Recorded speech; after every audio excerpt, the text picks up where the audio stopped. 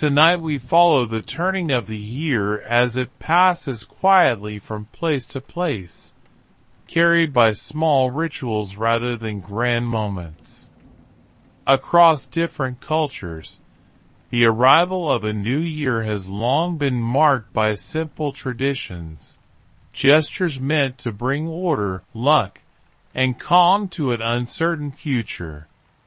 If you enjoy these slow journeys through history and tradition, you can like the video, subscribe, and let me know where you're listening from and what time it is. Now dim the lights. Let a fan or soft background noise fill the room and allow the night to settle in. The birth of timekeeping. The practice of marking time's passage didn't begin with calendars printed on glossy paper or digital reminders chirping from phones. It started with observation, with people noticing that stars moved in predictable patterns, that certain plants bloomed when specific constellations appeared, and that rivers rose and fell with dependable regularity. You can imagine those first astronomers, perhaps Babylonian priests, standing on ziggurats 4,000 years ago, tracking the movements of celestial bodies and realizing that time moved in cycles, not straight lines. The Babylonians celebrated their new year in late March, when spring arrived and the barley crops needed planting. Their festival, called a Akita, lasted 11 days, and involved elaborate rituals meant to help the god Marduk defeat the forces of chaos for another year. But here's the thing that makes you smile. They also used this time to settle debts and return borrowed farm equipment. Even in ancient Mesopotamia, the new year meant finally giving back your neighbor's plow that you've been meaning to return for months. The Romans, never once to leave a good idea alone, borrowed heavily from everyone around them, and eventually settled on January 1st as their new year, thanks to Julius Caesar's calendar reforms in 46 BCE. They named the month for Janus, the two-faced god who simultaneously looked backward at the past and forward into the future, a rather perfect metaphor, though the Romans probably didn't realize how perfect. Janus was the god of doorways, of transitions, of beginnings. His two faces weren't meant to suggest duplicity, but rather the wisdom of learning from what came before while stepping into what comes next. You find variations of the same impulse everywhere humans have gathered. The Chinese New Year, based on a lunar solar calendar, falls between late January and mid-February, and has been celebrated for over 3,000 years. The Jewish New Year, Rosh Hashanah, typically arrives in September or October. The Islamic New Year moves through the seasons over time because it follows a purely lunar calendar. Nowruz, the Persian New Year, arrives precisely at the spring equinox. Each culture looked at the sky, at the earth, at their particular corner of the world and decided, here, this moment, this is when we begin again. The universal impulse to reflect. What's remarkable isn't the diversity of dates, but the similarity of impulses. Almost every culture developed some form of year-end reflection. The Japanese practice of Bonenkai, forgetting the year, parties, encourages people to leave behind the previous year's troubles over food and drink with colleagues and friends. It's like a socially mandated fresh start, which honestly sounds rather civilized. In Scotland, the tradition of Hogmanay includes first footing, where the first person to cross your threshold after midnight should ideally be a dark-haired male carrying gifts of coal, salt, shortbread, and whiskey. The specificity is delightful. Not just any person, not just any hair color, and definitely not showing up empty-handed. The Ethiopian calendar runs about 7 years behind the Gregorian calendar due to different calculations about the date of Christ's birth, which means Ethiopians get to celebrate the year 2017 while the rest of the world is in 2024. Their new year, called Enkuitash, falls on September 11th and coincides with the end of the rainy season when fields burst into bloom with yellow daisies.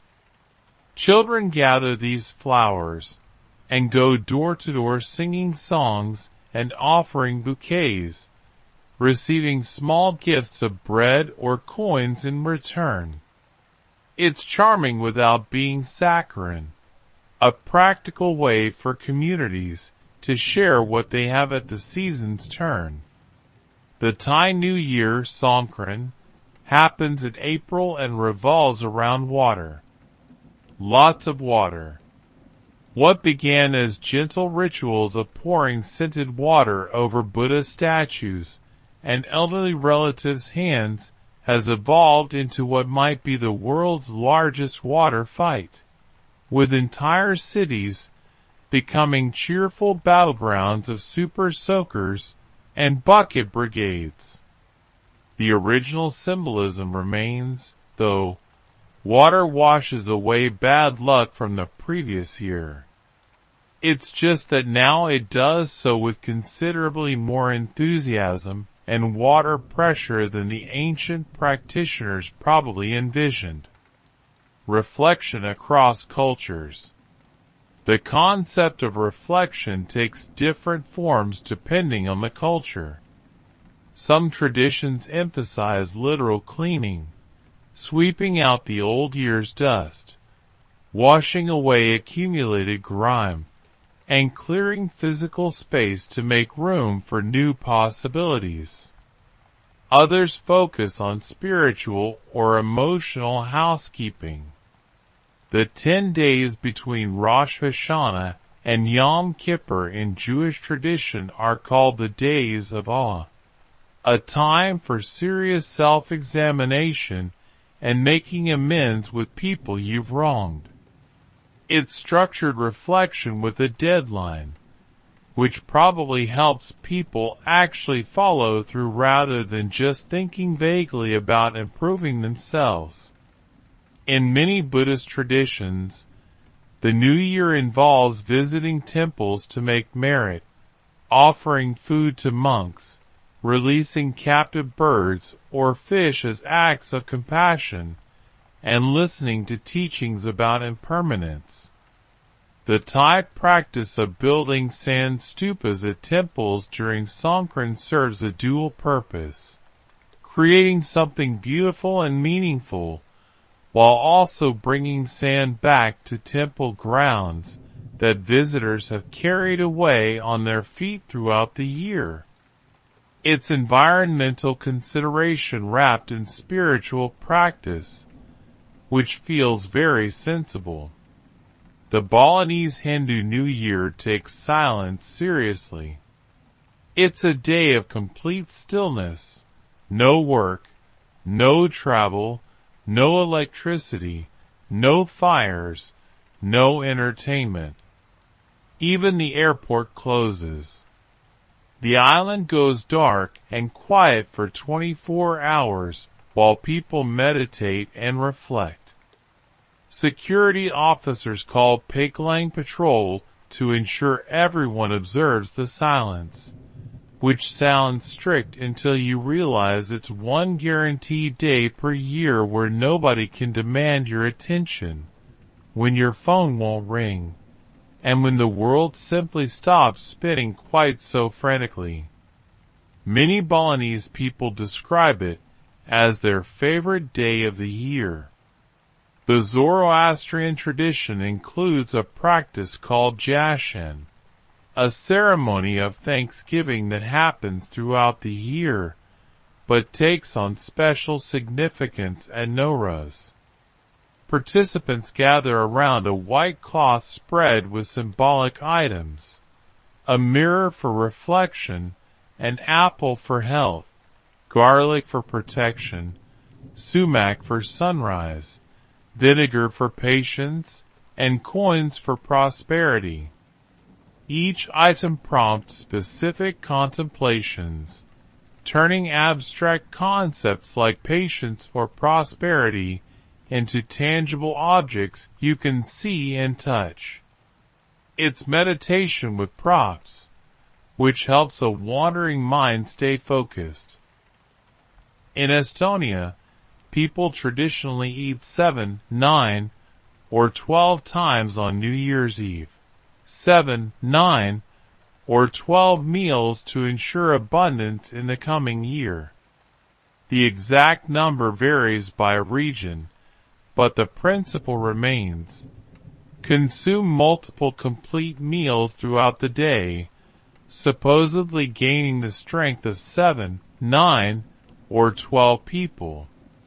It's wonderfully impractical and probably quite uncomfortable, but imagine the sense of community around preparing and sharing all that food, the conversations that happen over the 5th or 6th meal of the day, when everyone's too full to do anything but talk lazily and laugh. Indigenous perspectives on time. The Aboriginal Australian peoples have multiple New Year celebrations depending on their specific nations and regions, often tied to environmental markers like the first thunderstorms or the flowering of certain plants. The Yolngu people of Arnhem Land recognize 6 seasons instead of 4, each with distinct characteristics and associated ceremonies. Their new year isn't a single day, but a gradual transition marked by observable changes in the natural world. A different way of understanding time that feels more organic and less arbitrary than watching digital numbers flip at midnight. What emerges from all these traditions is a recognition that time's passage matters, and that marking transitions helps humans process change. Whether you're releasing fish in a Bangkok temple, sitting in complete silence in Bali, or sharing your 12th meal in Estonia, you're participating in humanity's collective agreement that some moments deserve acknowledgement, that pausing to reflect isn't wasted time, but essential maintenance for your interior life. The quiet celebrations. Not every New Year's celebration involves fireworks and champagne toasts at maximum volume. Some of the most meaningful traditions happen in whispers and candlelight, in moments so quiet you can hear your own breathing sync with the rhythm of something larger than yourself. In Japan, the practice of Joya no Kane involves ringing temple bells 108 times on New Year's Eve. The number corresponds to the Buddhist belief in 108 earthly desires that cause human suffering, things like greed, anger, ignorance, and the inexplicable compulsion to check your phone every 30 seconds. Each bell's resonance is meant to dispel one of these afflictions, the sound waves literally carrying away your attachments and aversions. Temple bells in Japan are massive bronze instruments that produce deep, reverberating tones you feel in your chest as much as hear with your ears. The ringing begins before midnight and extends past it, so you cross into the new year wrapped in that low, humming vibration. Visitors to temples during this time often light incense and stand in the courtyard, eyes closed, letting the bell tones wash over them. There's no rushing, no countdown, no manufactured excitement, just the bell, the incense smoke curling upward, and the understanding that you're participating in a ritual that's been performed exactly this way for centuries. The 108th ring sounds different from the others, not in pitch, but in significance. Because it's the last, because it completes the set, because after it comes silence and a new beginning. In many Christian Orthodox traditions, particularly in Eastern Europe, the New Year arrives during a period of religious fasting before Christmas, which follows the Julian calendar. This means celebrations are naturally quieter and more introspective. Families gather for modest meals, attend church services that last several hours, and spend time in prayer. The Serbian tradition of Badnjak involves bringing a young oak tree into the house on January 6th, Orthodox Christmas Eve, and burning it throughout the night, while family members take turns keeping watch over the fire. It's companionable without being chatty, the kind of shared silence where everyone feels comfortable just existing together. The Quaker practice of silent worship, while not specific to New Year's Eve, offers a template for quiet reflection that some people adopt for marking the year's turning. Participants sit together in a plain room. No music, no liturgy, no planned program. People speak only if they feel moved by the Spirit to share something, and often an entire hour passes with no one saying a word. For those accustomed to constant noise and stimulation, this depth of silence can feel uncomfortable at first. You become acutely aware of your chair creaking, your stomach gurgling, your brain throwing up random thoughts like a poorly trained dog bringing you dead birds. But if you sit with it long enough, the silence stops feeling empty and starts feeling full, pregnant with possibility, divination and contemplation. In Finland, people practice a tradition called molybdency, or tin casting, on New Year's Eve. You melt small pieces of tin in a ladle over the stove, then quickly pour the molten metal into a bucket of cold water. The tin solidifies into abstract shapes that you hold up to lamplight, examining the shadows cast on the wall to interpret what the coming year might hold. It's divination, yes, but quiet divination. Just you, a candle, and a blob of resolidified metal throwing strange shadows. The interpretations are wonderfully subjective. That might be a ship, indicating travel. Or it might be a horse, suggesting hard work ahead. Or it might just be a lumpy bit of tin that looks like nothing in particular, which probably means you should stop looking for omens and just live your life. The Amish observe New Year's Day as a day of rest, visiting, and quiet celebration. No grand parties, no alcohol, no dancing, just families moving between houses, sharing meals, singing hymns, and sometimes holding church services. Young people might play quiet games, or go for walks together. Older people nap without apology, which sounds entirely reasonable. The day's pace is deliberate, the opposite of the frantic energy that characterizes mainstream New Year's celebrations. There's something countercultural about choosing slowness in a world that insists on speed.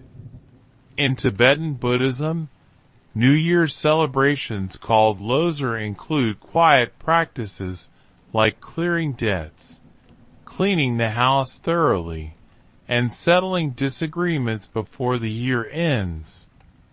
The night before Losar, families eat a special soup called guthuk that contains 9 ingredients, some of which are dumplings with symbolic items hidden inside. White pebbles for long life, coal for dark hearts. You're supposed to examine your behavior if you get that one, and wool for good-heartedness. Everyone laughs when someone bites into a suspicious dumpling, but gently, affectionately. After the meal, people perform a ritual called driving out the ghosts by making loud noises and carrying torches. But before the chaos comes hours of quiet preparation, cooking, and contemplation. The Zoroastrian practice of staying awake throughout the last night of the year, called Shabi Chela, involves gathering with family and friends to read poetry, particularly the works of Hafez, eat watermelon and pomegranates, and share stories until dawn. Poetry reading might not sound inherently quiet, but the way it's practiced in this tradition emphasizes listening, savoring language, and thinking about meaning. Someone reads a ghazal by Hafez, and everyone sits with it for a moment before discussing the imagery, the metaphors, what it suggests about love or divinity or human nature. The conversation meanders like a stream, following interesting tributaries, with no particular hurry to arrive anywhere. The practice of release. In some Scandinavian countries, people practice watching the old year out, which involves sitting quietly as midnight approaches, often looking out windows at the dark sky, thinking about the year that's ending. There's no agenda, no structured meditation, just permission to sit with your thoughts without judgment. If you want to cry about losses, you cry. If you want to smile about triumphs, you smile. If you want to stare blankly at the middle distance while your mind wanders through disconnected memories, that's fine too. The point isn't to reach any particular emotional state, but simply to be present with whatever arises. The practice of writing down regrets or disappointments from the past year, then burning the paper, appears in various forms across many cultures. Some people do this alone, sitting at their kitchen tables after everyone else has gone to bed. The writing itself is meditative. You have to think clearly enough to articulate what you're releasing, which often makes you realize that some of your anxieties are fuzzier than you thought, less monster and more shadow. Then you light the paper on fire, watching ink and pulp transform into ash and smoke, watching your words literally disappear. It's symbolic, sure, but symbols work on our psyches whether we believe in them intellectually or not. In convents and monasteries around the world, New Year's Eve often involves extended prayer vigils. Participants move through different forms of prayer, recited liturgies, silent meditation, contemplative reading, chanting, creating a rhythm that carries them from one year into the next. There's something powerful about marking time through practices that humans have performed for hundreds or thousands of years, about connecting your individual experience to a vast chain of people who performed these same actions, spoken these same words, and sat in the same quality of silence. Food, fire, and fellowship. Humans have always understood that eating is never just about nutrition. Every shared meal tells a story, carries meaning, and connects people to their histories and their hopes. When you combine food with fire, humanity's first technology, our oldest friend and most useful servant, you create layers of symbolism deep enough to get lost in. The Scottish Hogmanay tradition includes making het pint, a hot drink of ale, whiskey, beaten eggs, and spices that's prepared in a large pot over a fire and shared at midnight. The fire's heat transforms the raw ingredients into something greater than their sum, and the sharing from a common pot reinforces community bonds. Everyone drinks from the same source, literally and figuratively.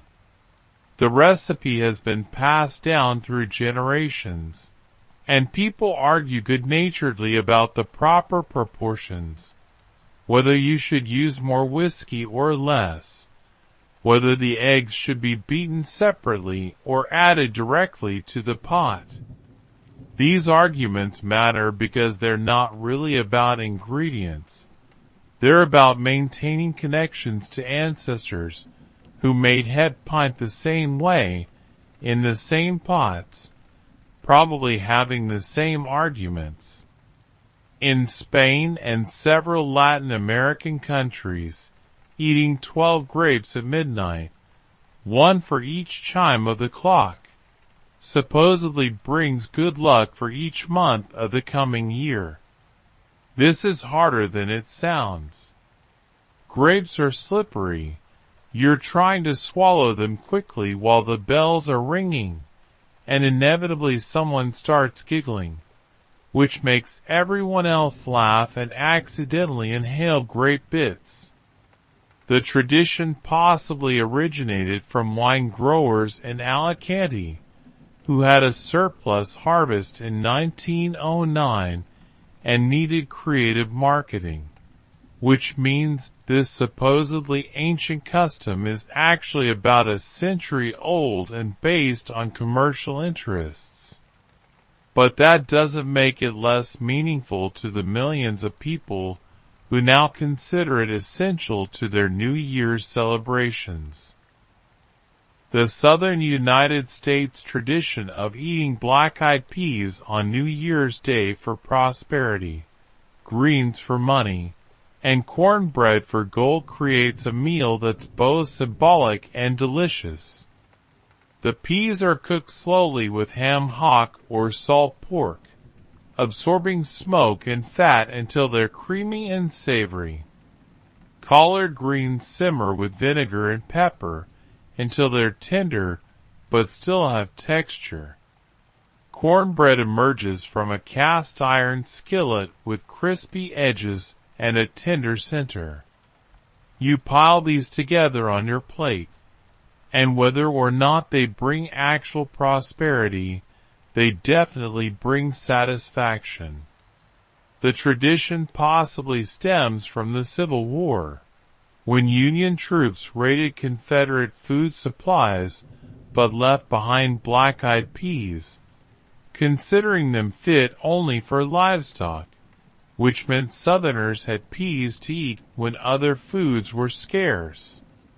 Eating them on New Year's became a way to remember that survival is its own form of wealth. Traditional dishes and their stories. The Dutch tradition of eating oliebollen, oil balls, which are deep-fried dough balls dusted with powdered sugar, on New Year's Eve supposedly dates back to Germanic tribes who believed the fat would help protect them from the sword strikes of Perchta, a goddess who would supposedly slice open bellies during Yule to see if people had eaten well.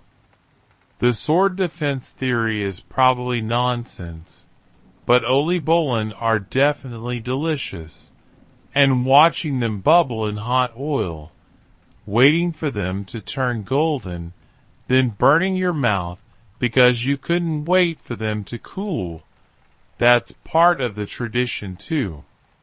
In Greece, the Vassilopita cake contains a hidden coin, and whoever finds it in their slice receives special blessings for the coming year.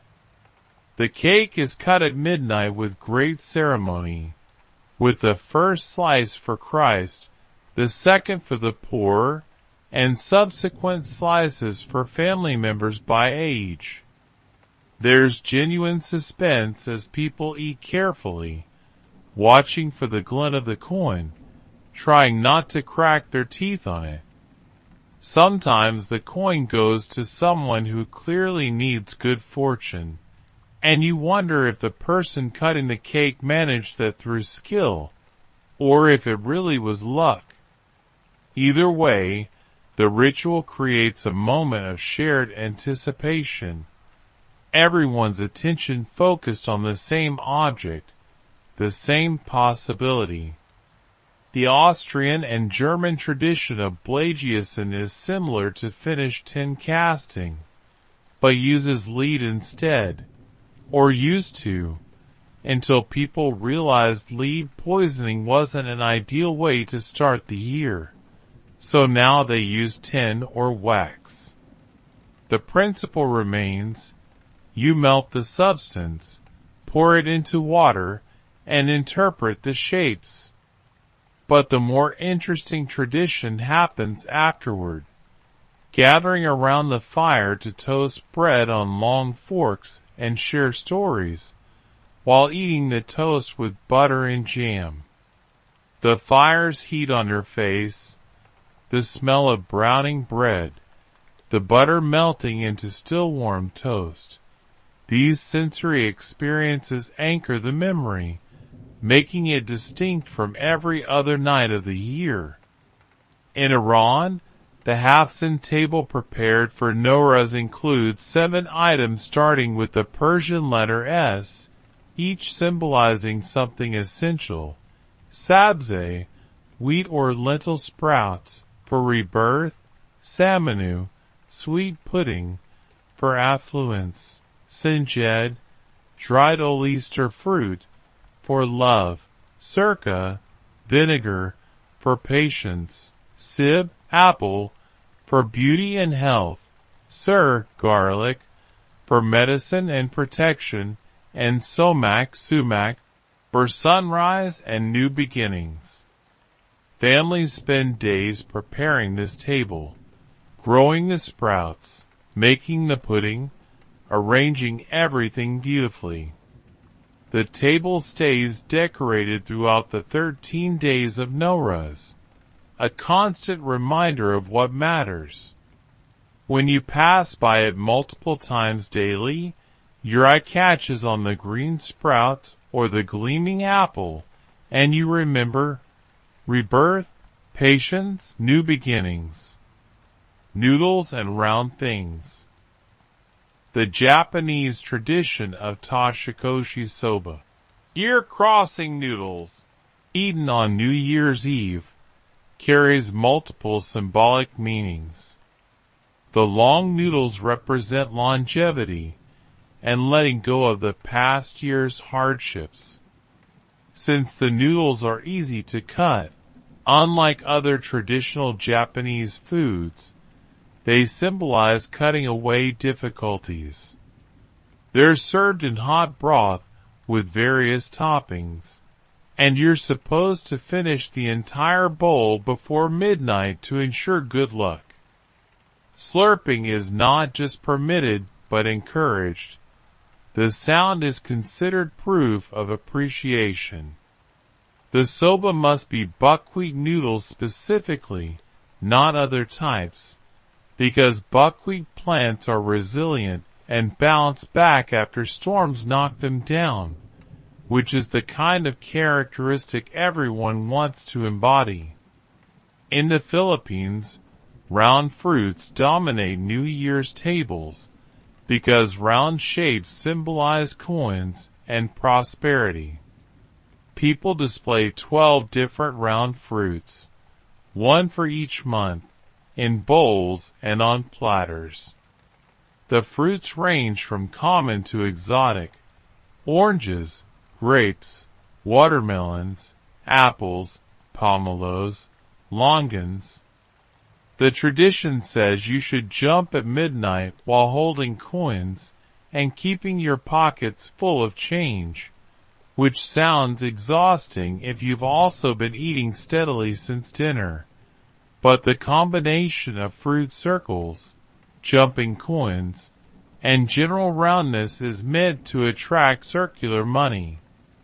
Whether it works financially is debatable, but it definitely creates a visually striking table.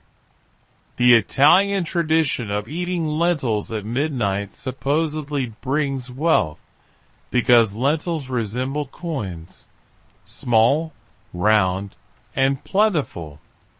They're cooked slowly until tender and served with cochino, a rich, fatty pork sausage that's been simmered for hours until it's meltingly soft. You eat them together just after midnight, sometimes still standing, sometimes at the table depending on the family. The lentils are earthy and comforting, the sausage is decadent, and together they ground you. Literally, heavy food making you feel anchored, substantial, ready for what comes next. The role of fire. Fire appears in countless New Year traditions beyond cooking: bonfires on hillsides, candles in windows, torches carried through streets, controlled burns in fields. The fire serves multiple purposes: light against winter darkness, warmth against cold, a beacon for community gathering, and purification through burning. In Stonehaven, Scotland, participants swing balls of fire over their heads while walking through the streets. Wire baskets packed with combustible material, set alight, and whirled in circles to create wheels of flame against the dark sky. It's spectacular and slightly terrifying, which seems appropriate for marking a major transition. Cleaning and purification. The impulse to clean at the year's end seems nearly universal.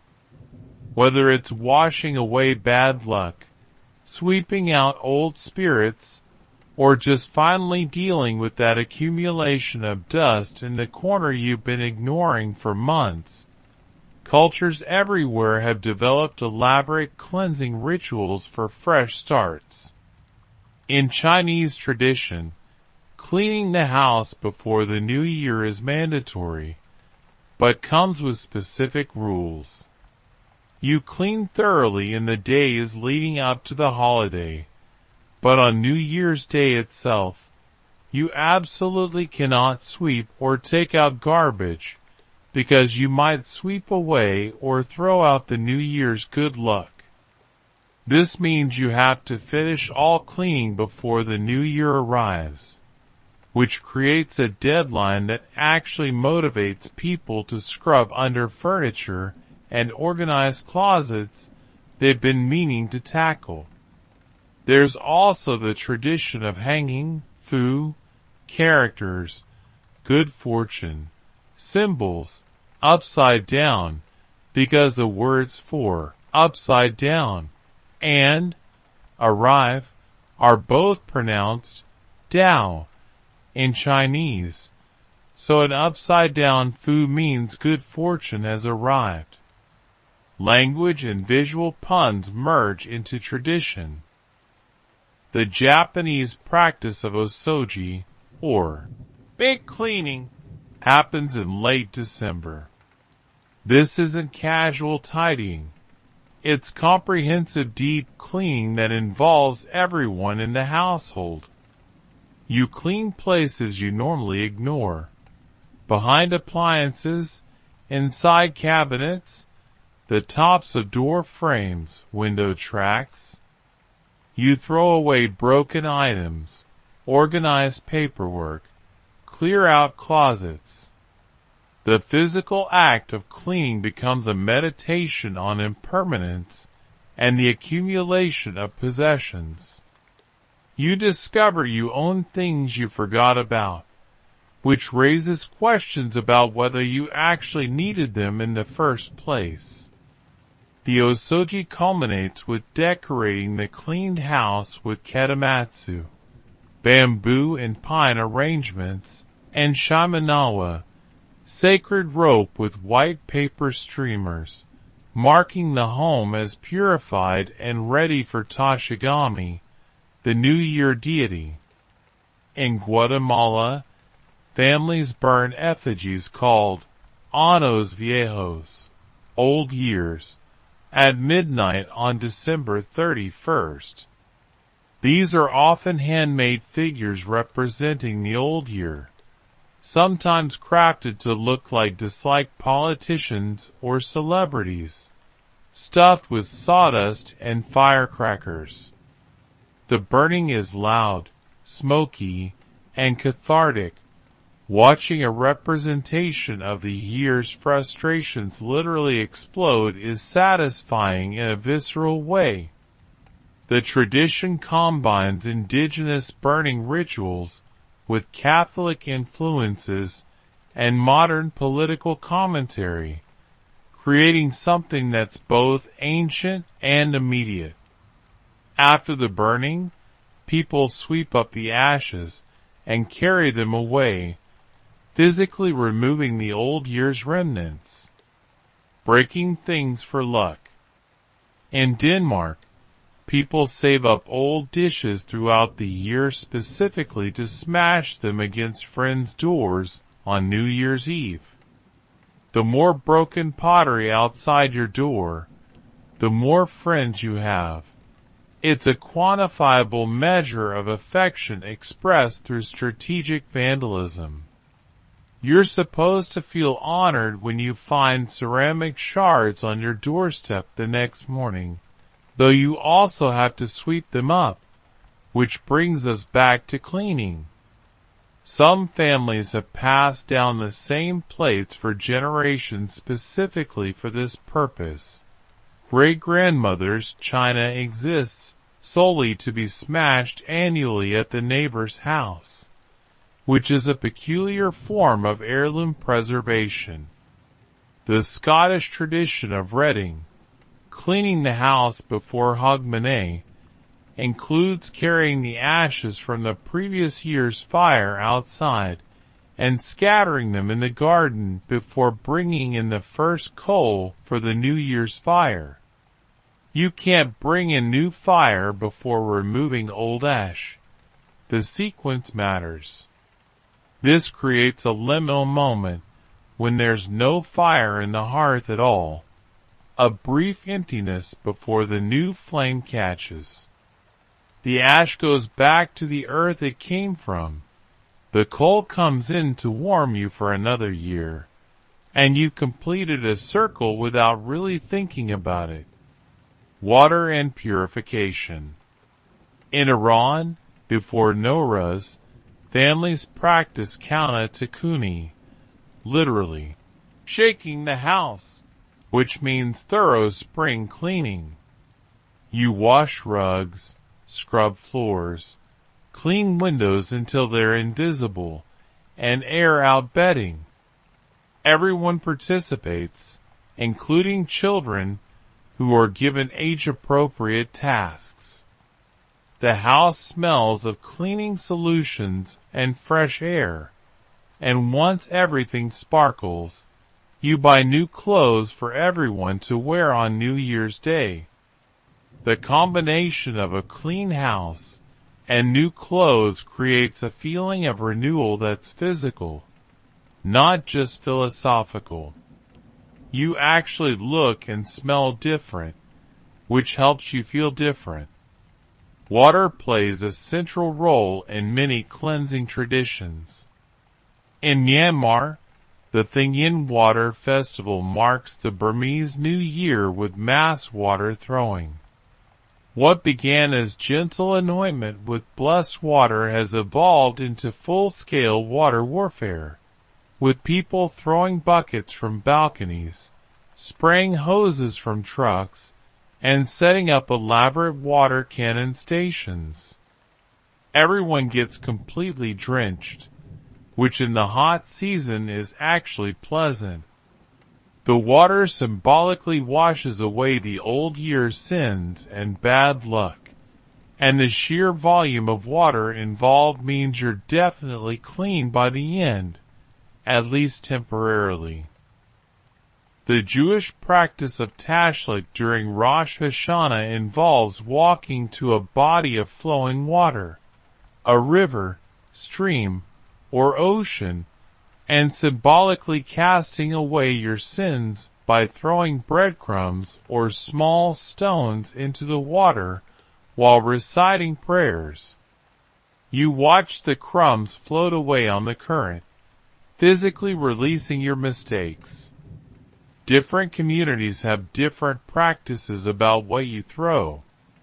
Some say bread feeds the fish, completing a cycle, while others point out that bread isn't particularly good for fish and suggest using birdseed instead, which leads to theological discussions about whether the point is the symbolism or the ecological impact.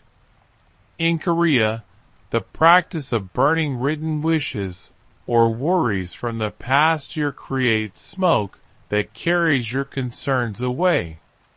You write specific things, not vague anxieties, but particular worries, on small pieces of paper.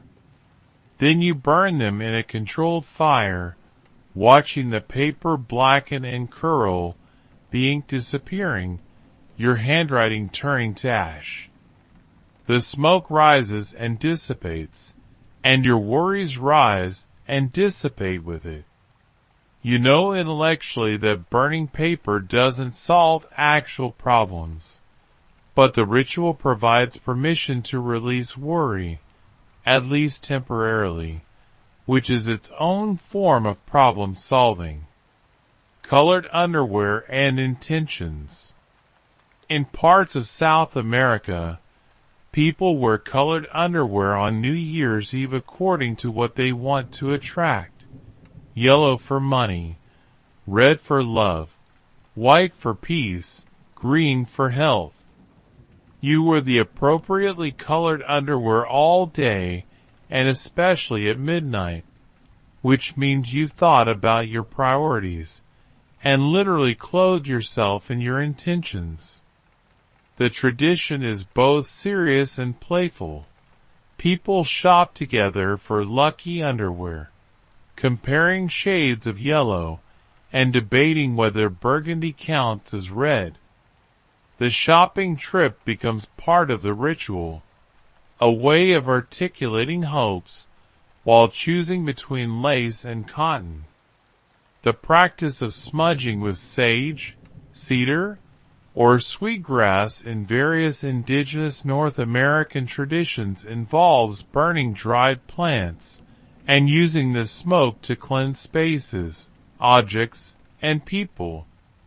You light the bundle, let it catch, then blow out the flame so it smolders and produces smoke. Then you move the smoke around with your hand or a feather, directing it into corners, around doorways, and over your own body. The smoke has a distinct smell, sharp, resinous, green, even though you're burning dried plants. Different plants carry different purposes.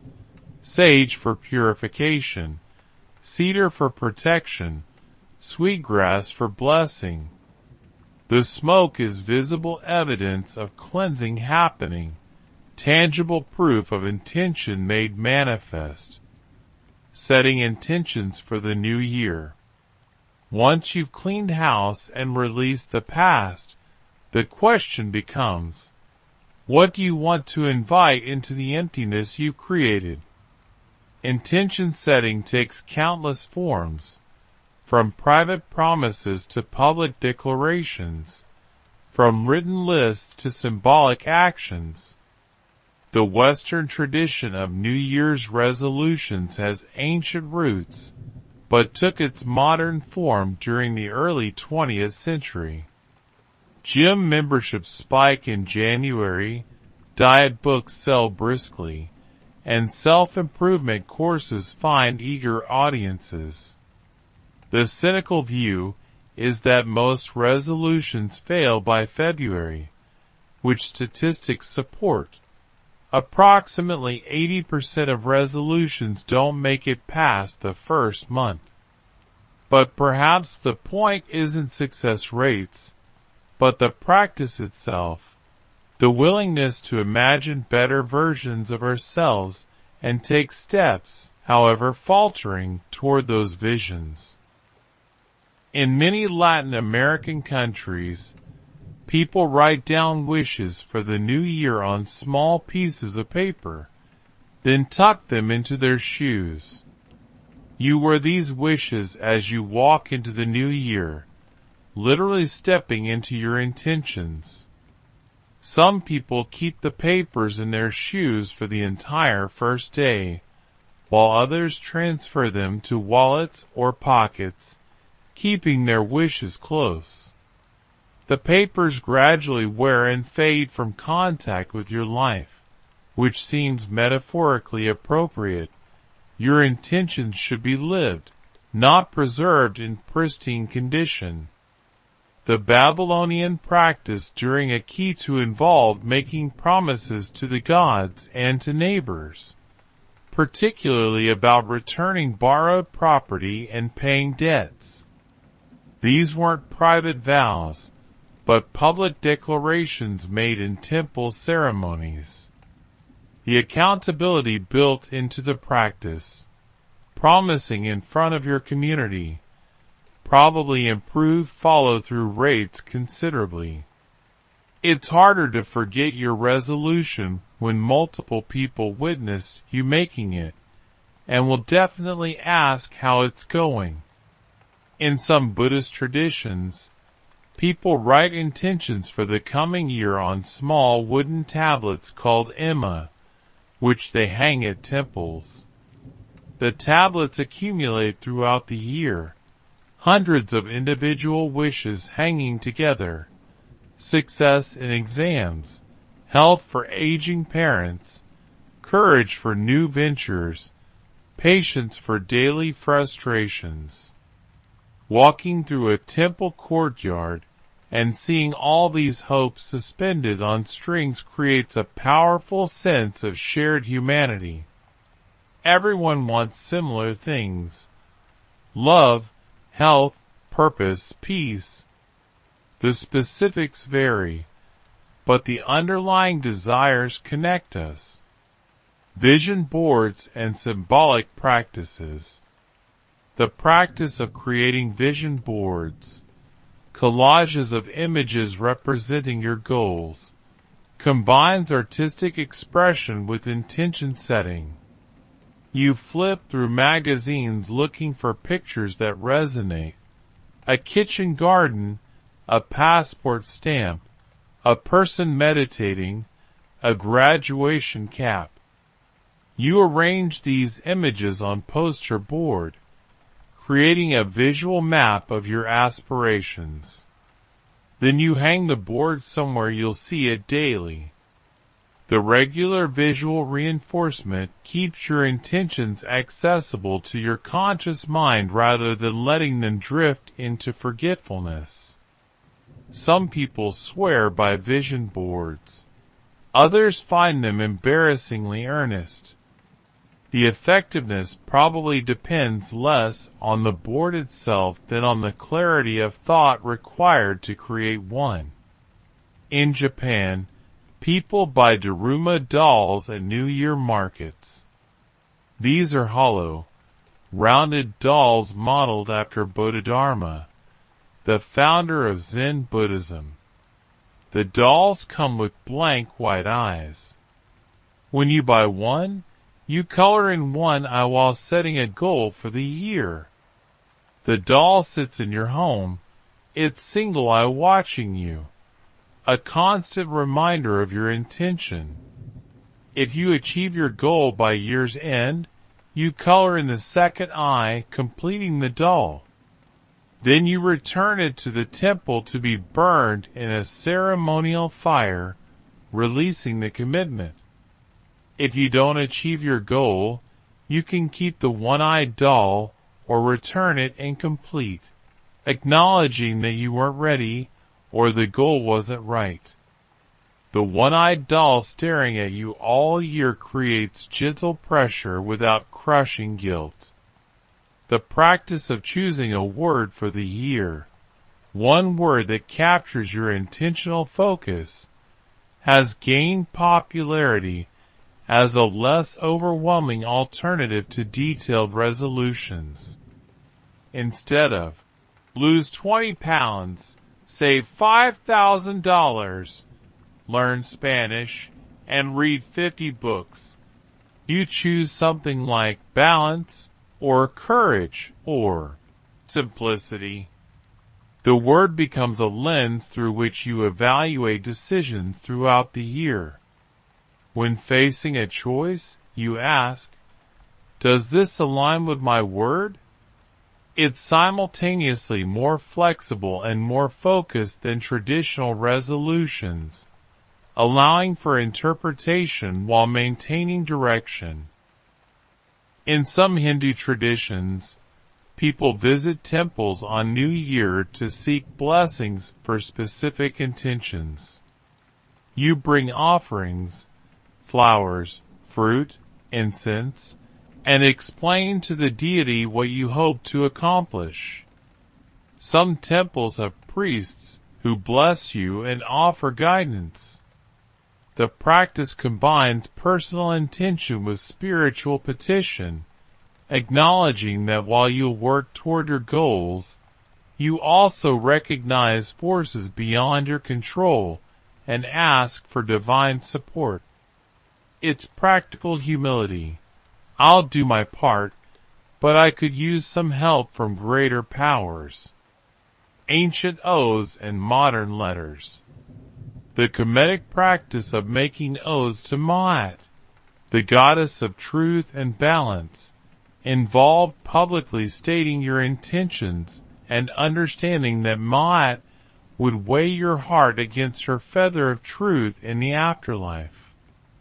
The severity of that eventual judgment supposedly encouraged people to follow through on their promises.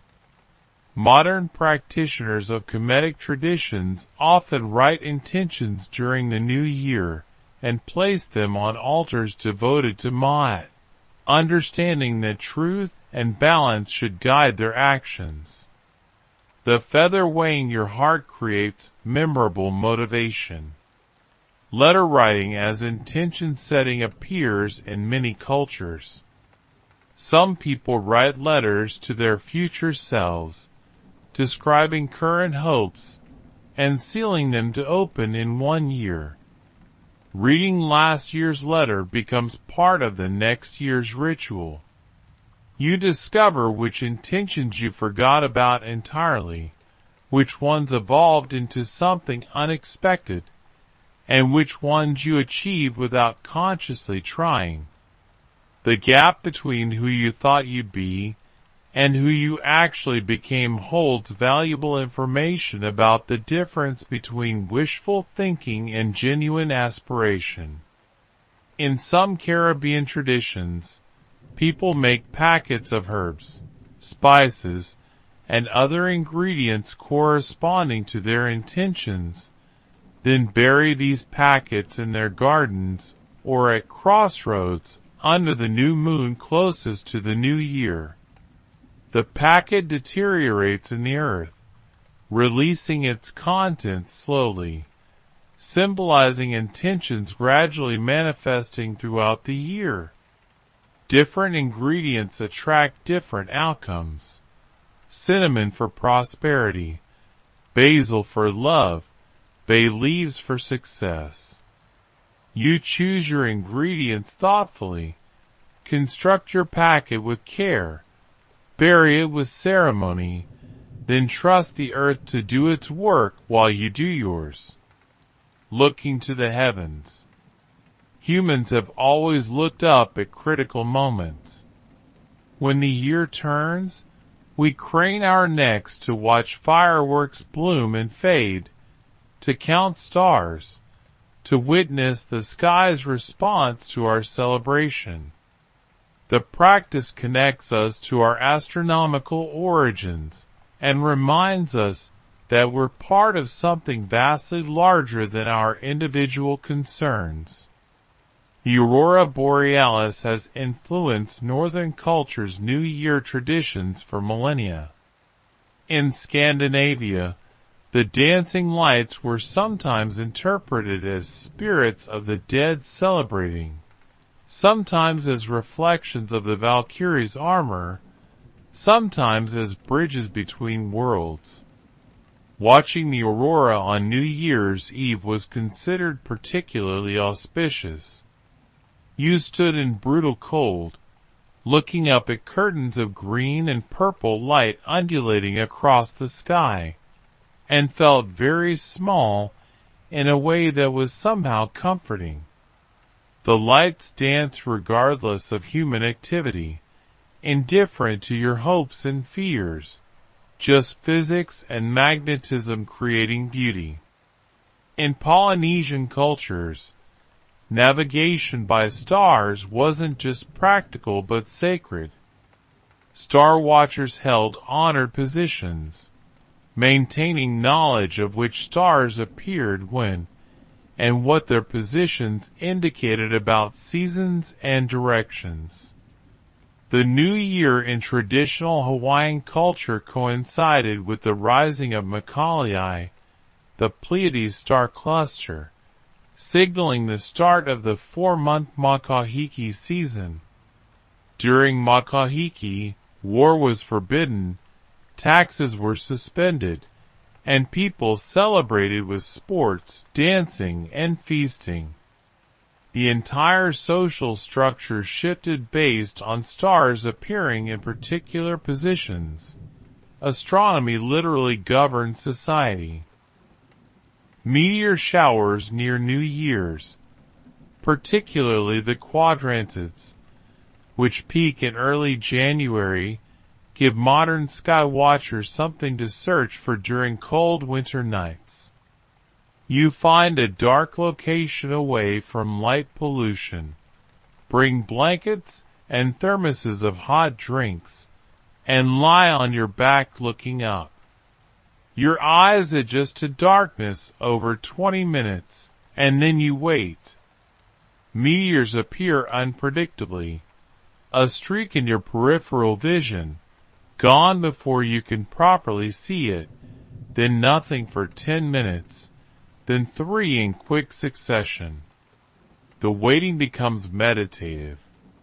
You're not scrolling, not multitasking, just lying still, watching for light. Omens in the sky. The Chinese tradition of Tianwen, or celestial patterns, involve careful observation of astronomical phenomena and their interpretation as omens. A particularly bright star might indicate the birth of a great leader. A comet could suggest impending change. Imperial astronomers held powerful positions because their readings influenced national policy. While modern science has explained these phenomena in ways that remove the supernatural, The practice of paying attention to the sky remains valuable. You notice things, how quickly clouds move, the moon's changing position throughout the night, which stars are visible in different seasons. In Zoroastrian tradition, fire temples maintain eternal flames that should never be extinguished. On New Year's Eve, families add special wood to their home fires and stay awake watching flames while telling stories and reading poetry. The fire connects earth to sky, smoke rising, sparks ascending, heat radiating upward.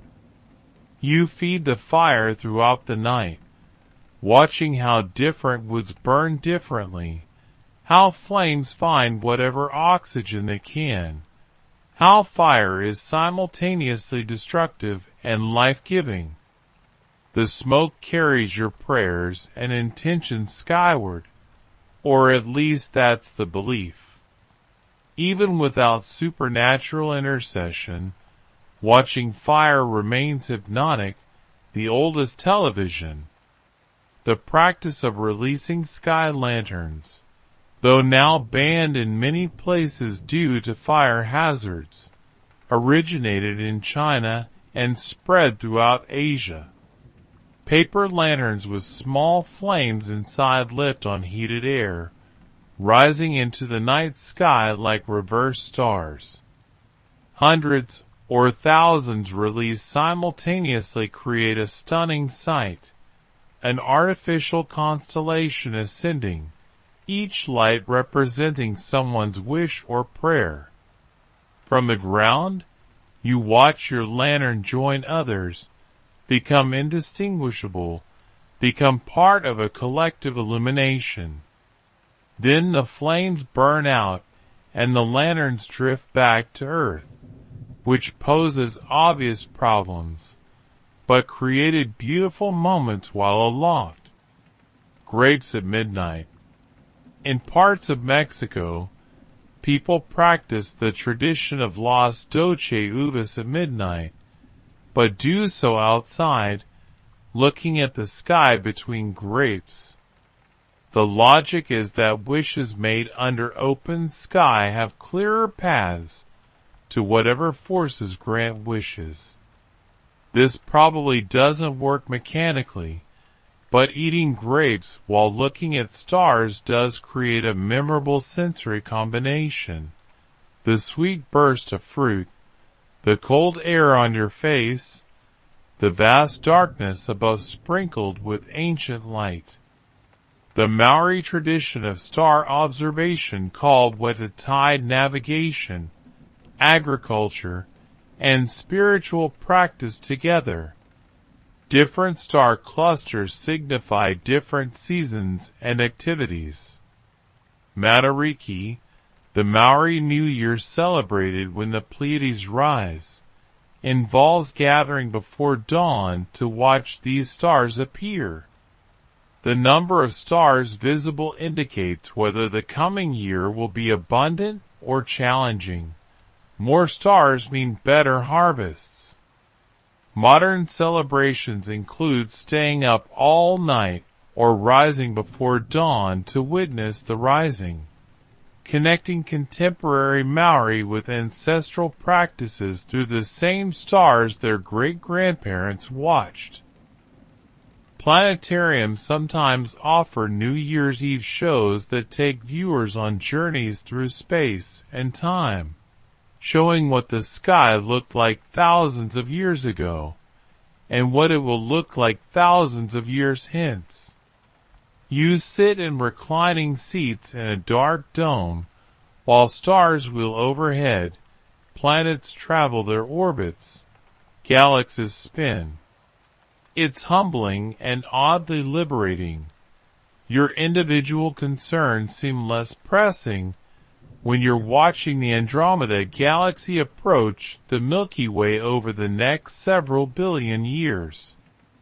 The timescales involved make human calendars appear arbitrary, which they are, but no less meaningful for being human inventions. Some people practice earth gazing instead of sky gazing, lying on their backs and imagining they're looking down at Earth from space instead of up at the sky. This perspective shift, understanding that you're on a planet suspended in space, held to the surface by gravity rather than sitting on stationary ground beneath a distant sky, can produce a disorienting exhilaration. You feel the Earth moving beneath you, rotating, orbiting, moving through the galaxy as the galaxy moves through space. It's all motion and spin, and you're part of it, have always been part of it, clinging to this rock hurtling through darkness. The moment of midnight. Midnight arrives whether you're watching or not, but there's something powerful about deliberately witnessing the transition.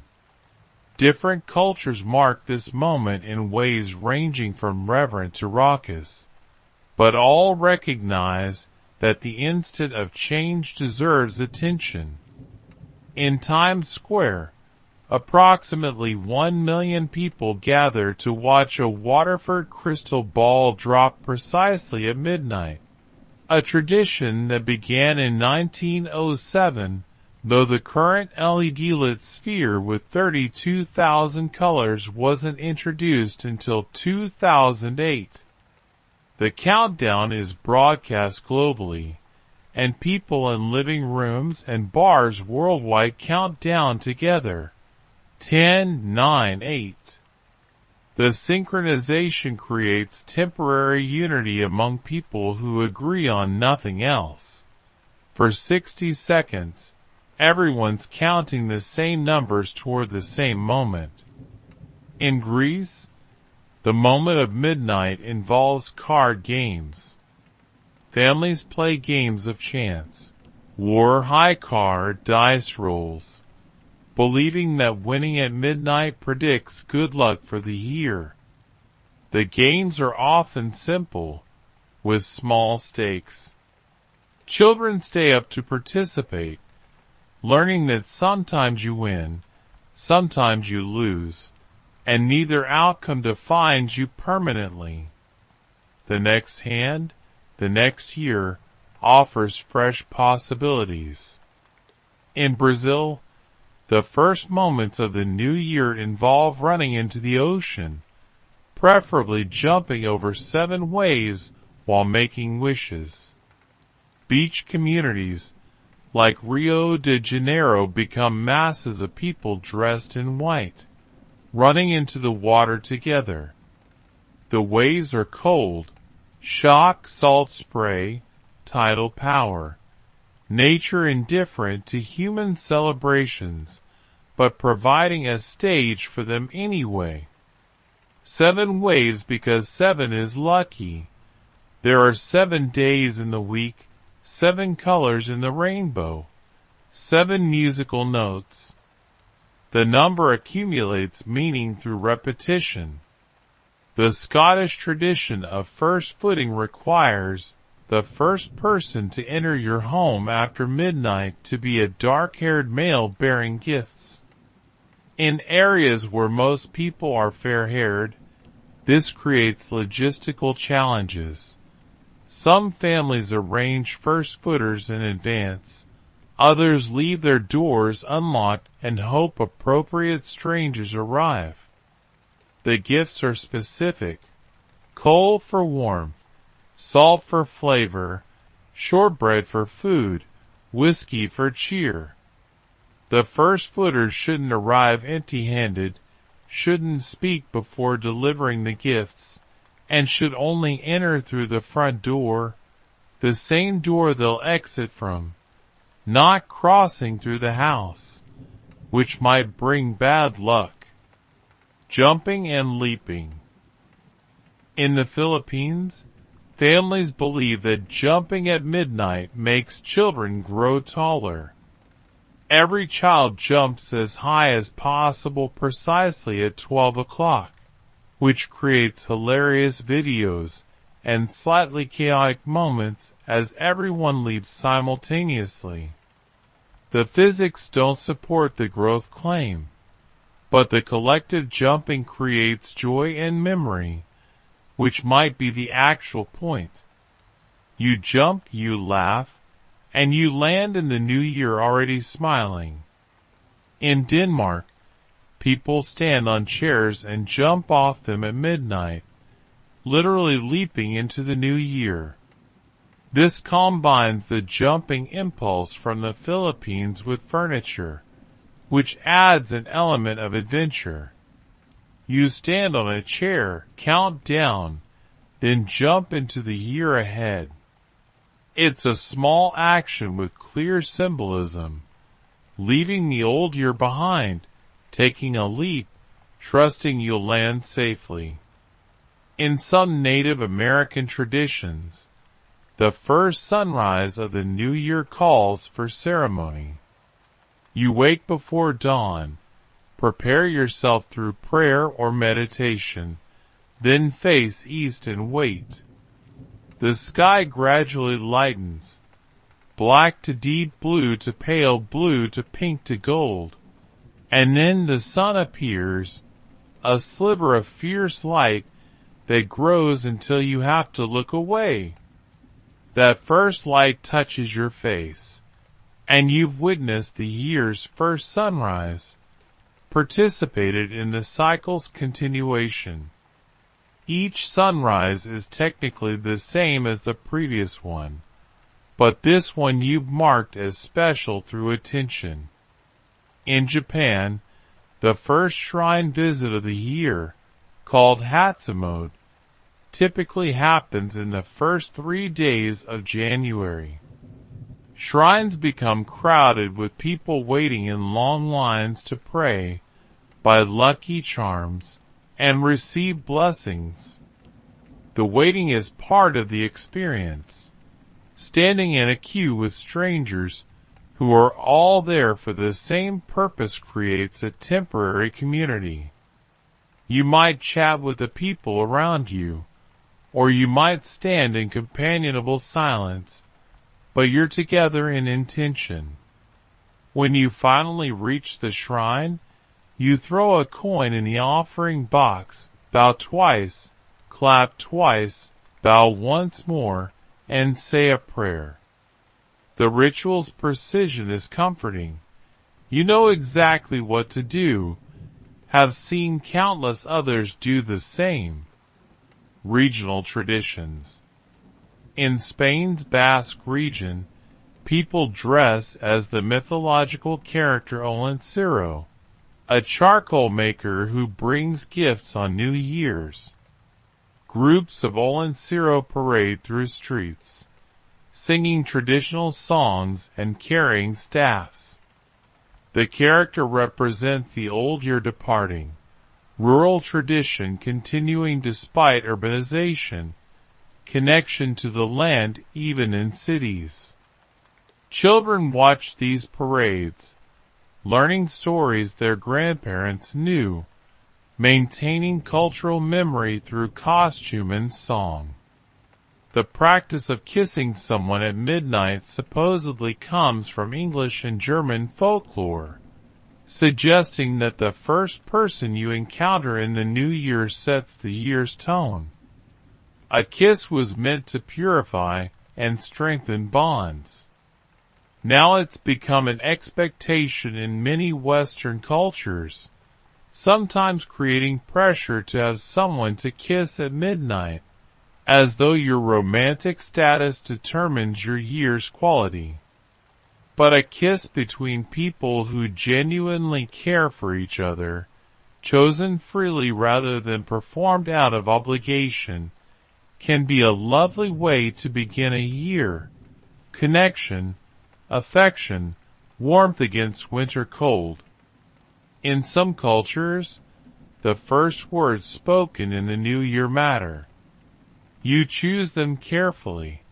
A blessing, a wish, a hope. Some people remain silent, until they've formulated exactly what they want their first words to be. Others shout joyfully, claiming the year with exuberance. The choice reflects personality. Some of us are thoughtful, some spontaneous, some quiet, some loud. The year accommodates all of us. The morning after. After the celebration comes the mourning.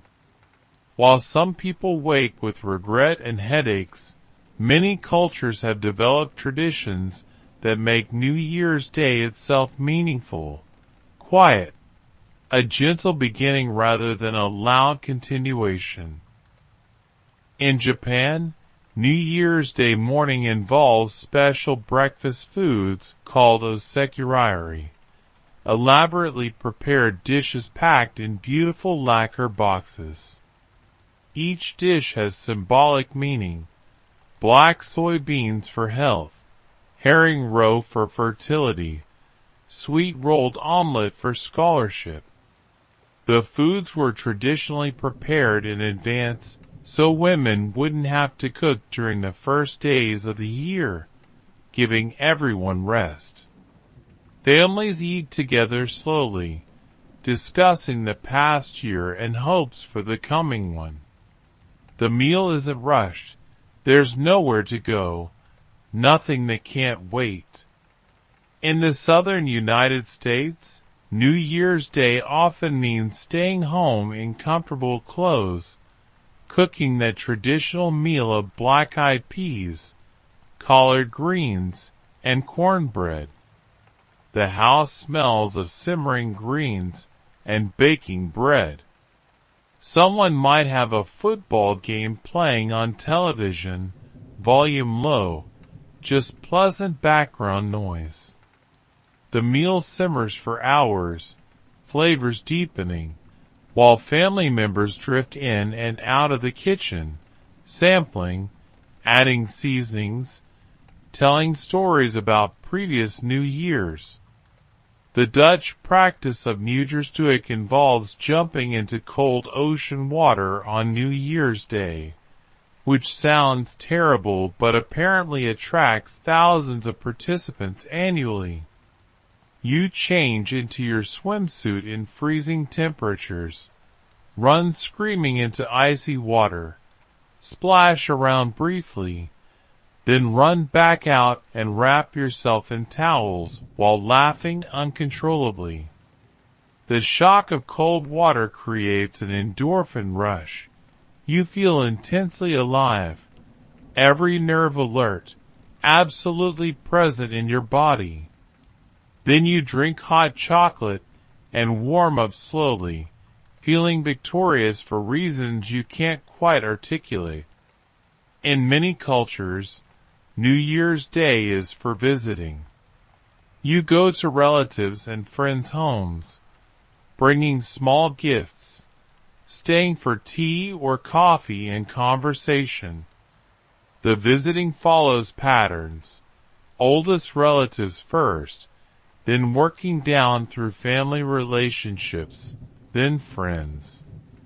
Some households receive dozens of visitors throughout the day. The constant flow of people creates warmth and noise, reaffirms connections, reminds you that you're part of multiple interlocking circles of care. Hangover cures and recovery. In Turkey, New Year's Day includes the practice of Nazar visits, where children go door to door asking adults, "How are you?" in exchange for small amounts of money or sweets. It teaches children to acknowledge elders, creates intergenerational interaction, gives adults an opportunity to see which children in the neighborhood are growing into polite young people.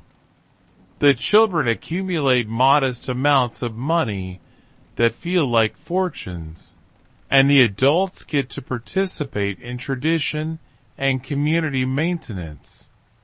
For people who celebrated too enthusiastically the night before, New Year's Day is for recovery. Different cultures have different hangover cures. Menudo in Mexico, a spicy tripe soup that supposedly restores balance. Prairie oyster in the English-speaking world, a raw egg in a glass with Worcestershire sauce and hot sauce that seems designed to punish bad decisions. Pickled herring in Germany and Poland, the salt and vinegar cutting through wooziness. Whether these work medically or just distract you from your headache with intense flavors is unclear. But the ritual of cure-seeking creates structure for an otherwise shapeless day. The Quaker practice of spending New Year's Day in silent reflection, possibly attending meeting for worship, offers a dramatically different approach. You wake naturally, without alarm. You sit in silence, maybe at home, maybe at meeting. You let your mind wander through the past year without forcing it into analytical categories. Memories arise and pass like clouds. You don't judge them as good or bad, just notice them. Hours pass this way. When you finally speak or move, the words and actions feel considered, intentional, arising from stillness rather than reaction. In Iran, the 13 days of Nowruz are for visiting, feasting, and celebrating, but the 13th day specifically is for getting out of the house. People picnic outdoors, seeking nature, fresh air, open space.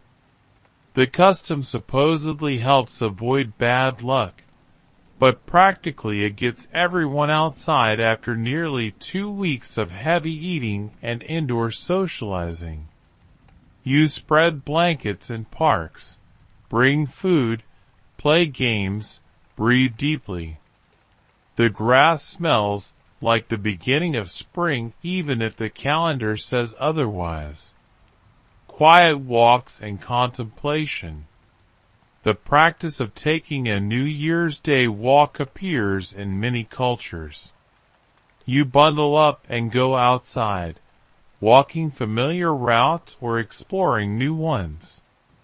The world looks different on this particular day, even though nothing has actually changed. Same trees, same buildings, same streets. But you're paying attention differently, noticing details you usually overlook. The way frost patterns on windows catch light, how shadows fall at this particular time of year, the specific quality of winter afternoon sun. Some people spend New Year's Day organizing, taking seriously that impulse to start fresh.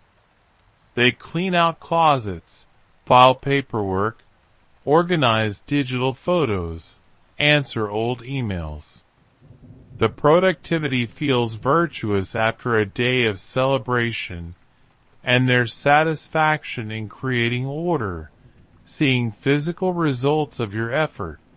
Drawers that close properly now, desktops, physical and digital, that display only relevant items, space where clutter used to live.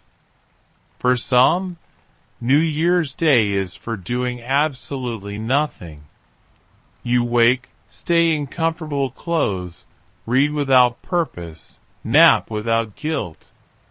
The day stretches out with no obligations, no schedule, no demands. This luxury of unstructured time is rare enough to feel special. You don't have to optimize the day or make it meaningful. It can just be a day of rest, breathing room between the old year and the year's coming demands. The afternoon light on New Year's Day has a particular quality.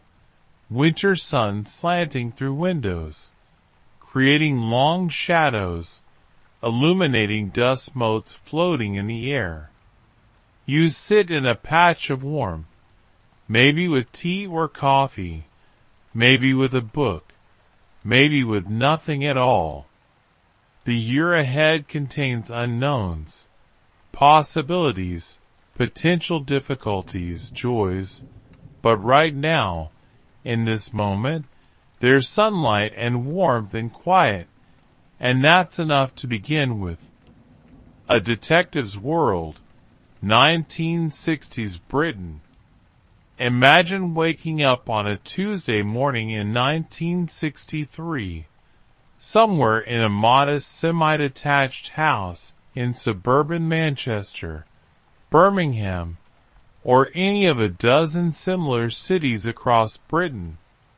The alarm clock, one of those wind-up affairs with twin bells on top, rattles to life at 6 o'clock, and you shuffle to the bathroom in slippers that have seen better days. The Britain outside your window is a curious hybrid of old and new. Some homes on your street still have outside toilets, relics of Victorian construction that nobody's gotten around to modernizing. But there's also a television aerial sprouting from nearly every rooftop. And if you listen carefully, you can hear the distant rumble of morning traffic that's beginning to clog roads never designed for this many vehicles. For Detective Inspector Thomas Henley, let's call him Tom, because everyone at the station does, this particular Tuesday begins like most others. He shaves with a safety razor over a porcelain sink, the mirror still foggy from the limited hot water his immersion heater provides. His wife has already been up for an hour, preparing breakfast in a kitchen where a new electric kettle sits proudly next to the old stovetop one she can't quite bring herself to discard. The smell of toast and marmalade drifts up the stairs. This is the Britain of hearty breakfasts, where a proper meal means fried eggs, bacon, grilled tomatoes, and toast soldiers if you're feeling particularly traditional. Tom's wife believes a man can't possibly solve crimes on an empty stomach, and who is he to argue with 3 decades of married wisdom? The newspaper waiting by his plate carries headlines about the Profumo scandal and the Beatles' latest chart success. This peculiar moment, when Britain seems caught between its stiff upper lip past and something looser, younger, decidedly more colorful. But Tom is more interested in the local news section, where a small article mentions a burglary at a chemist's shop on the high street. Not his case, but he reads it anyway, because a good detective develops habits of attention that extend beyond official assignments. The journey to work. His journey to the station takes him through streets that would be unrecognizable to someone from our time. The corner shop, not yet called a convenience store, displays hand-lettered signs advertising prices in pounds, shillings, and pence. The tobacconist is doing brisk business even at this hour, because smoking is something nearly everyone does, everywhere, all the time. The local pub won't open for hours yet, but its windows are already being washed by someone who takes pride in keeping the etched glass gleaming. Tom walks past the new Wimpy Bar, which opened last month and represents the leading edge of American-style fast food culture creeping into British life. The teenagers love it, though Tom can't quite understand paying money for something called a hamburger when a proper fish and chips shop is right across the street. But then again, He's never quite understood teenagers, even when he was one. The police station is a solid Victorian building that smells perpetually of floor wax, damp wool, and the particular mustiness that seems to accumulate in any British institution of sufficient age. The front desk sergeant nods as Tom enters, a gesture they've exchanged nearly every working day for 15 years. Some partnerships are built on conversation. Theirs is built on comfortable silence and shared understanding. Tom's office is on the second floor, upstairs that creak in a way that announces visitors long before they arrive.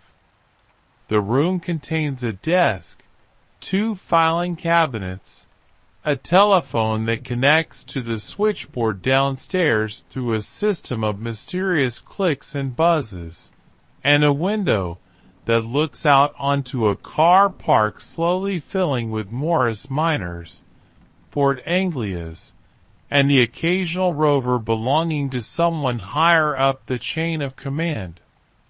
The morning briefing.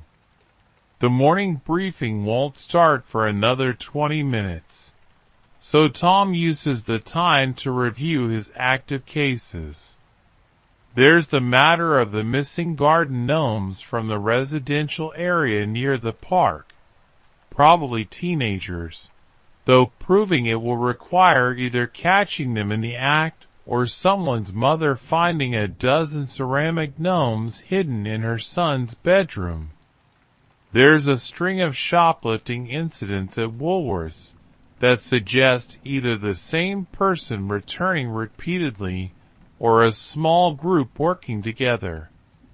And there's the peculiar business of threatening letters being sent to the headmaster of the local grammar school, written in block capitals on paper that might have come from anywhere. None of these are murders or bank robberies, or the kinds of cases that make headlines. They're the steady, unglamorous work of maintaining order in a community where most people are basically decent, but occasionally fall into bad decisions or temporary madness. Tom has solved exactly 3 murders in his career, and each one was solved through patience, attention to detail, and the kind of shoe-leather detective work that involves knocking on doors until someone mentions something useful. The tea trolley arrives, pushed by Mrs. Patterson, who's been providing tea to police officers since before Tom joined the force. She knows everyone's preference. Tom takes his with milk and 1 sugar, though his doctor has suggested he might want to cut back on the sugar. The tea is strong enough to stand a spoon in, brewed in a pot that's probably older than some of the younger constables, served in cups that don't quite match because institutional crockery has a way of gradually becoming an eclectic collection. This is how detective work begins in 1960s Britain, not with dramatic car chases or shootouts, but with tea, paperwork, and the quiet accumulation of small details that might eventually form a pattern worth investigating. The tools of the trade. If you've ever watched a modern crime show, you've probably seen detectives request DNA analysis, check surveillance footage, and pull up computer records that tell them everything about a suspect in seconds. Now imagine doing that same job with none of those tools, and you'll begin to understand the particular challenges facing British detectives in the 1960s. Tom's filing cabinets contain what passes for a database in this era, folders organized alphabetically, then by date, containing handwritten notes, typed reports done on manual typewriters that require real finger strength, and photographs developed in the darkroom in the basement. Finding information means remembering where you filed it, because there's no search function beyond your own memory and whatever organizational system you've managed to maintain. The telephone on his desk connects to other police stations through operators who manually plug cables into switchboards, creating connections that sometimes involve waiting several minutes for a line to become available. Long-distance calls to Scotland Yard in London require planning and often involve frustrating delays where you can hear other conversations bleeding through the line, ghostly fragments of other people's business mixing with your own.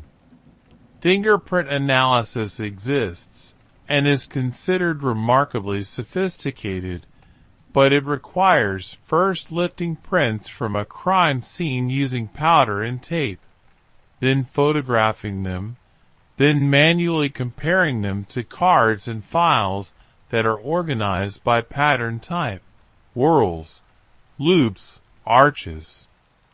An experienced fingerprint examiner can perform this matching work with impressive accuracy, but it takes hours or days rather than the seconds you see on television. Photography is both essential and frustratingly limited. Crime scene photographs must be taken with film cameras, which means you get one chance to capture each angle correctly. There's no deleting and trying again, no checking the image on a screen to make sure you got it right. The film must be developed, which means waiting, and prints must be made, which means waiting more. A complete photographic record of a crime scene might not be available until the following day, by which time memories have already started to fade and details to blur. Forensic science in its infancy. The forensic laboratory that serves Tom's region is located in a converted country house an hour's drive away, staffed by scientists who work with microscopes, chemical reagents, and the kind of meticulous attention to detail that would make a watchmaker nod with approval. They can analyze blood types, examine textile fibers, identify soil samples, and perform other tests that would have seemed like magic a generation earlier. But each test takes time, requires careful documentation, and produces results that must be interpreted by people who understand both science and its limitations. Tom has learned to work within these constraints through a combination of experience, intuition, and what he thinks of as aggressive common sense. When a burglar strikes, Tom doesn't wait for forensic results before beginning his investigation. Instead, he walks the neighborhood, talking to people, asking about strangers they might have noticed, unusual vehicles, anything that broke the normal pattern of their daily routines. Most people are surprisingly observant about their own streets, even if they don't realize it. Mrs. Jenkins at number 43 might not think she knows anything useful, but when Tom asks the right questions, she remembers that there was a van parked on the corner Tuesday afternoon, unusual because it's normally permit parking only, and she noticed because she was worried about getting a ticket herself. That van probably means nothing, but Tom writes it down anyway, because you never know which detail will matter until you've assembled enough of them to see a pattern. The local Bobby. the police constable who walks the same beat every day, becoming a familiar fixture in his neighborhood, is one of Tom's most valuable resources. P.C. Williams knows everyone on his patch, knows which teenagers are heading for trouble, and which ones are just going through a phase, knows which houses have been empty during the day, and which shops have had new employees recently. This kind of knowledge can't be stored in any filing system. It exists only in human memory and the relationships built through years of daily contact. The art of investigation. When Tom needs to check someone's background, he can't simply run their name through a computer. Instead, he places telephone calls to other stations, sends telegrams to the central registry, and sometimes writes actual letters that travel through the post, waiting days for replies that might or might not contain useful information. Criminal records exist, but they're paper documents stored in specific locations, and accessing them requires knowing where to look and having the patience to wait for files to be retrieved and copied. The interview room where Tom questions suspects and witnesses is furnished with a table, 3 chairs, and nothing else. There's no two-way mirror, no recording equipment, no video cameras documenting every moment. Instead, a constable sits in the corner taking notes in shorthand, creating a written record that will later be typed up and filed. The accuracy of this record depends entirely on the constable's skill, attention, and honesty. There's no backup, no way to review what was actually said beyond what someone wrote down. This means that a detective's memory, observation skills, and ability to read people become paramount. Tom has trained himself to notice body language, to hear what people aren't saying, to spot the small inconsistencies in someone's story that might indicate deception or confusion. He's learned that the truth usually emerges not in dramatic confrontations, but in quiet moments when someone lets their guard down, often over tea, often when they think the formal interview is ended. The tools of 1960s detective work are fundamentally human: attention, patience, persistence, and the ability to convince people to tell you things they might prefer to keep hidden. Technology helps. Fingerprints, photographs, forensic analysis. But these are supplements to human judgment rather than replacements for it. A typical case. The morning briefing is held in a room with a large map of the district pinned to one wall, marked with colored pins indicating different types of incidents. Red for burglaries, blue for assaults, green for traffic accidents, yellow for what the sergeant calls miscellaneous mischief. The pattern of pins tells a story to anyone who knows how to read it. Clusters near the train station suggesting opportunistic theft. A line of red pins along the main shopping street. Isolated blues in residential areas that usually involve domestic situations nobody wants to discuss. Detective Chief Inspector Morrison runs these briefings with the efficiency of someone who learned his trade during the war and sees no reason to waste words. He's the sort of man who uses a pipe as a prop, pointing with it to emphasize certain points, consulting it during thoughtful silences, occasionally forgetting to actually light it. The younger officers find this mildly amusing, but nobody mentions it because Morrison is both respected and slightly feared in the way that very competent people often are. Tom's assignment for the day involves following up on the threatening letters to the grammar school headmaster. The letters themselves are unsettling without being explicitly dangerous, vague warnings about consequences and justice, written in pencil on cheap lined paper that could have come from any newsagent in Britain.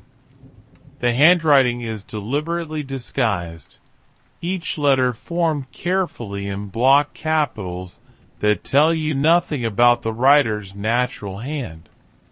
The school itself is a Victorian Gothic structure that was probably impressive when it was built, but now it just looks stern and slightly forbidding. The headmaster's office smells of old books, furniture polish, and the peculiar mustiness that seems to pervade British educational institutions. Headmaster Richardson is a man in his late 50s, who still wears an academic gown for assemblies, and believes firmly that education should build character, as well as impart knowledge.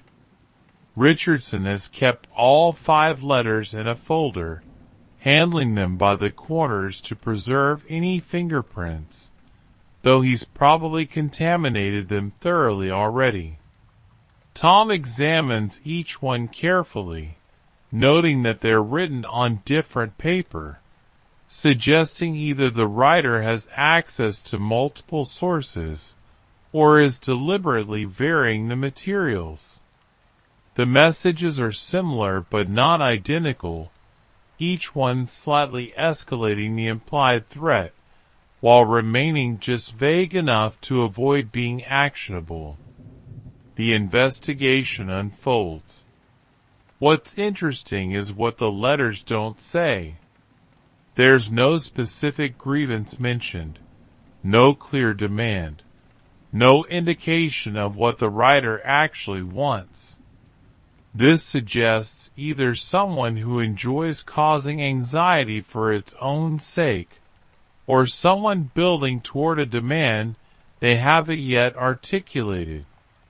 Tom's experience tells him this is likely either a disgruntled former employee or a parent who feels their child was treated unfairly, the 2 most common sources of grievances against school administrators. He spends the next several hours conducting interviews. The school secretary, who has worked there for 20 years and knows everyone, can't think of anyone who would do such a thing. The deputy head, who handles disciplinary matters, mentions 3 recent expulsions, but doesn't believe any of the parents involved would resort to anonymous letters.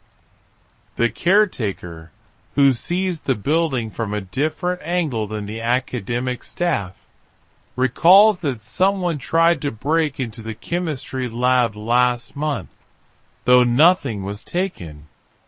Each interview adds a small piece to a puzzle that doesn't yet have a clear shape. Tom takes notes in a pocket notebook, writing in a personal shorthand he's developed over decades. Not the formal shorthand used by secretaries, but his own system of abbreviations and symbols that would be nearly illegible to anyone else. The notebook itself is a physical record that he'll later transcribe into formal reports, but in the moment, it's just a way of capturing thoughts before they evaporate. Lunchtime finds Tom at the local cafe, the sort of establishment that serves meat pies, mashed potatoes, and tea strong enough to revive the dead. The cafe is run by a woman named Doris, who's been feeding local workers for 30 years, and has opinions about everything from politics to proper pie crust. Tom eats here several times a week, partly because the food is decent and cheap, partly because Doris sees and hears everything that happens on this street, making her cafe an unofficial intelligence-gathering operation disguised as a working-class restaurant. Today, Doris mentions that young Billy Thompson, one of the teenagers Tom suspects in the Garden Gnome thefts, was in yesterday, spending money on the new pinball machine.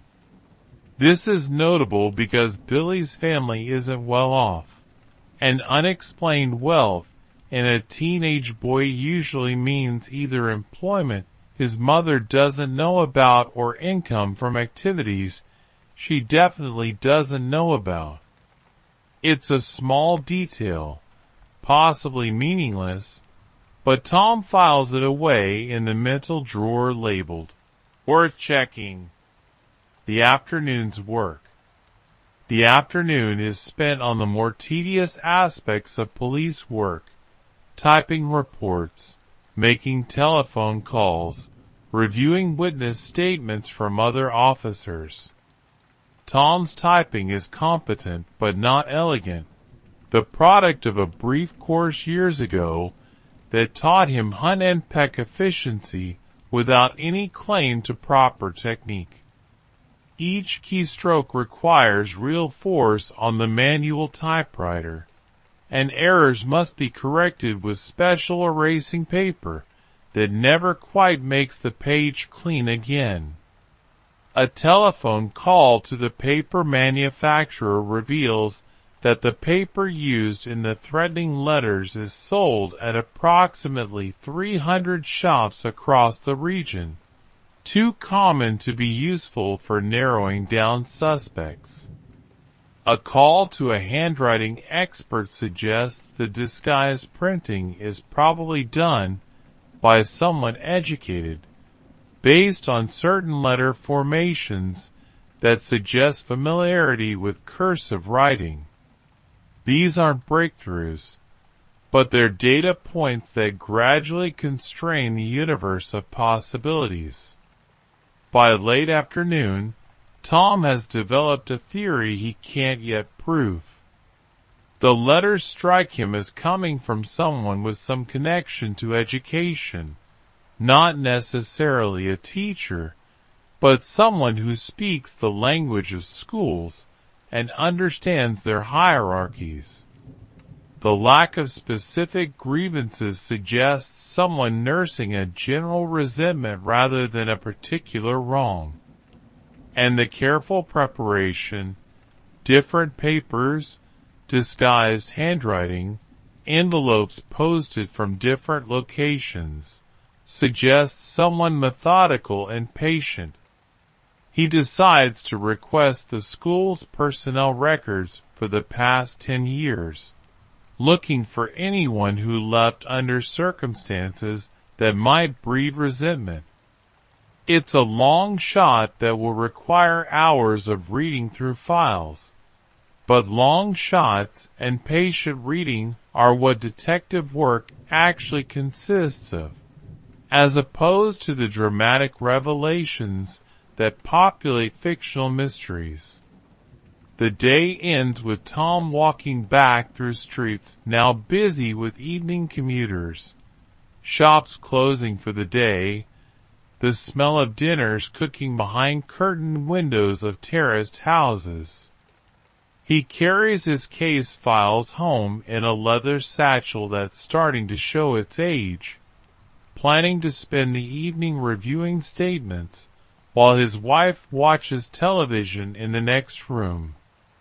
This is the rhythm of detective work in 1960s Britain, long stretches of routine punctuated by moments of significance that only become apparent in retrospect, patterns emerging slowly from accumulated detail, truth revealed not through brilliant deduction but through thorough, patient unglamorous labor. The story continues even as this telling ends. Rest now.